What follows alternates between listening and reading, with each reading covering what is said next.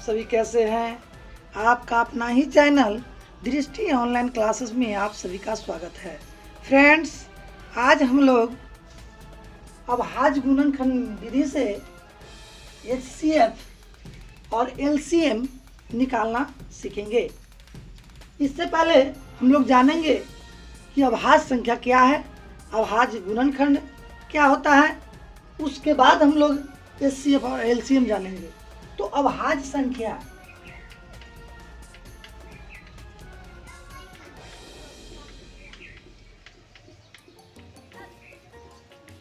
अभाज्य संख्या क्या है, इससे पहले हम लोग जान चुके हैं, फिर भी जानकारी कर ले। अभाज्य संख्या क्या होती है, तो वैसी संख्या है जो अपने आप यानी खुद से ही भाग लगते हो, दूसरा कोई से भाग नहीं लगता है, वह अभाज्य संख्या कहलाता है। एग्जाम्पल के तौर पे हम लोग देखेंगे 2, 3, 5, 7, 11 etc। इसमें क्या है कि 2 जो है वह केवल 2 से ही भाग ले, दूसरा कोई से नहीं लगेगा। या आपको 11 ले लीजिए या 29 ले लीजिए। तो इस तरह से कोई भी संख्या जो अपने आप से भाग लगे, दूसरा कोई से भाग नहीं लगे, वह अभाज्य संख्या कहलाता है। तो यह आपका अभाज्य संख्या है। और अब जानेंगे अभाज्य गुणनखंड।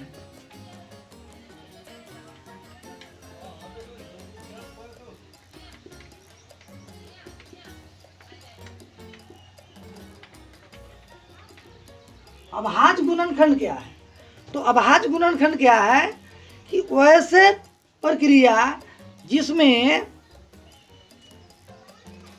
किसी अंक का बार बार गुणनखंड खंडित करने से जो प्राप्त हो, और वह किस संख्या से लाएंगे, अभाज्य संख्या से, तो वह प्रक्रिया जो होगा वह अभाज्य गुणनखंड कहलाएगा।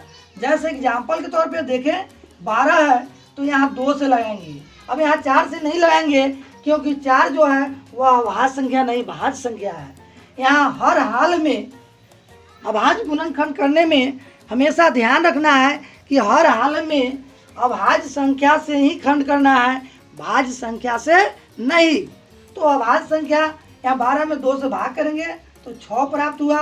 फिर यहाँ 2 से लाएंगे तो 2 में 6 से भाग करेंगे तो 3 प्राप्त हुआ। इस तरह से 12 का जो है वह अभाज्य गुणनखंड 2 गुना 3 हुआ, अर्थात इसको इस तरह से भी लिखा जा सकता है। तो यह अभाज्य गुणनखंड है। अभाज्य गुणनखंड में कभी भी भाज्य संख्या से खंड नहीं करेंगे, यह जब भी होगा वह अभाज्य संख्या से होगा। तो इस तरह से अभाज्य गुणनखंड है। अब इससे संबंधित प्रश्न की ओर देखते हैं। प्रश्न आपका 1.2 प्रश्नावली जो है उसका पहला क्वेश्चन 1 का 1 जो है वह 140 है।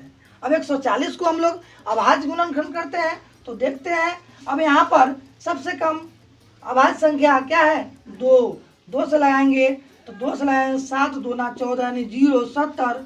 फिर यहाँ 2 से लगाएंगे क्या हो जाएगा, 3 दूना 6 5 दूना 10 अर्थात 35। फिर 5 से लगाएंगे 5 सते 35।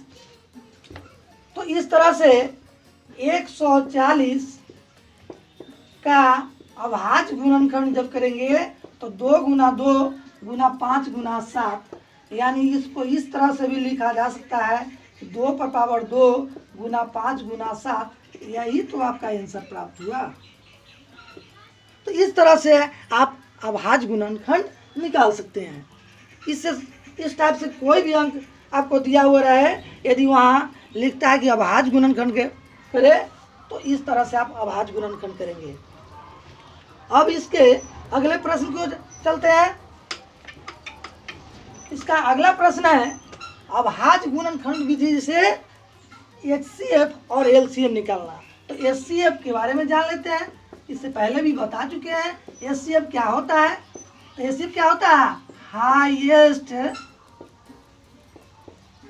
कॉमन फैक्टर, यानी इसका क्या होता है, हिंदी होता है महत्तम समावर्तक, समावर्तक, इसको संक्षिप्त में हम लोग मौसा के नाम से भी जानते हैं। मौ से महत्तम, स से समावर्तक। अब आपका है LCM, lowest common ULTIPLE multiply, यानी इसका हिंदी होता है लघुत्तम समावर्तक, लघुत्तम समावर्तक। इसका भी संक्षिप्त रूप है लस, ल से लघुत्तम, स से समावर्तक। तो इस तरह से आपका ये HCF LCM के बारे में हम लोगों ने जाना। अब इसे निकालते हैं गुणनखंड विधि से। तो गुणनखंड विधि से निकालने के लिए आपके बुक जो है NCERT का, उसमें क्वेश्चन दिया हुआ है। 3 का 1 क्वेश्चन पर गौर करेंगे। 12, 15 और 21। सबसे पहले 12 जो है उसका हम लोग गुणनखंड करेंगे, 2 से लगाएंगे, 2 छक 12, फिर 2 से लगाएंगे, 2 तिहाई 6। अब यहाँ पर 15 के गुणनखंड करेंगे, 3 पचे 15। उसके बाद 21 के गुणनखंड करेंगे, 3 सते 21। तो इस तरह से हम यहाँ लिखेंगे 12 का गुणनखंड जो प्राप्त हुआ 2 गुना 2 गुना 3। 15 का गुणनखंड आपको 3 गुना 5। 21 का गुणनखंड 3 गुना 7। तो इस तरह से आपका गुणनखंड जो प्राप्त हुआ उसको नोट करेंगे और यहाँ पर जो मिलेगा उसको हम लोग मिला लेंगे।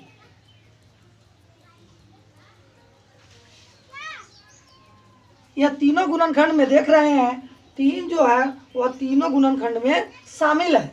तो 3 मिला लिए। यदि 2 गुणनखंड में मिलता तो उसे भी मिला लेते हैं। तो इस तरह से इसको भरेंगे। अब आगे देखते हैं। अब यहाँ पर सबसे पहले हम लोग लिखेंगे 12, 15 और 21 का समावर्तक, समावर्तक।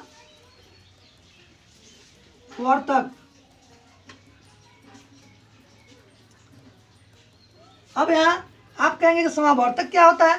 तो समावर्तक यानी समान रूप से जो वैसा अंक इसमें लेंगे जो तीनों में या 2 को जो क्वेश्चन दिया रहेगा जो सभी में मिलेगा उसे ही केवल लेंगे, उसी को समावर्तक कहते हैं। तो यहाँ पर देखते हैं 12, 15, 21 तीनों में जो है वह 3 प्राप्त है। यदि और भी कोई अंक मिलते हैं तो उसे भी हम लोग यहाँ नोट कर लेते हैं। तो 3 प्राप्त हुआ, इसीलिए HCF बराबर 3 हुआ। अब पुनः फिर हम लोग चलते हैं 12, 15 और 21 का समावर्तक। अब समावर्तक में क्या लेंगे।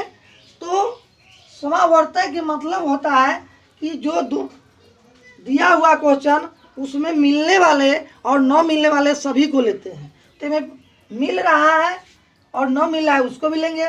तो देखते हैं शुरू में आपका 2 है, फिर 2 है, नहीं मिल रहा है, और मिलने वाला 3 है उसे भी लेंगे। फिर नहीं मिल रहा है 5, उसे भी लेंगे। नहीं मिल रहा है 7, उसे भी लेंगे। अब यहाँ पर LCM बराबर आपका 2 गुना 2 गुना 3 गुना 5 गुना 7। अब इसे गुना कर लेंगे। 2 दूना 4, 4 तिया 12, 12 पचे 60 और 60 में 7 से करेंगे 7 छक 42, 420। अतः HCF बराबर 3, LCM बराबर 420। यह आपका आंसर प्राप्त हुआ। मुझे आशा और उम्मीद है कि आप बेहतर ढंग से समझ गए होंगे। फिर भी यदि आपको किसी प्रकार की परेशानी हो समझने में तो आप ज़रूर कमेंट कर पूछें, और इससे संबंधित जितने भी प्रश्न हैं उसको आप बनाते रहें और लगातार मेरे चैनल पर बने रहें। मैं 1 बाय 1 सभी टाइप के प्रश्न को आपके बीच लाता रहूँगा। तो दोस्तों, यदि आप मेरे चैनल पर नए हैं तो मेरे चैनल को सब्सक्राइब, लाइक और बेल आइकन को दबाएं, जिससे नए नए वीडियो सबसे पहले आप तक पहुंच सके, और साथ ही साथ अपने दोस्तों तक ज़रूर शेयर करें। तो आज के लिए इतना ही। फिर मिलते हैं नए वीडियो में नए प्रश्नों के साथ। तब तक के लिए धन्यवाद।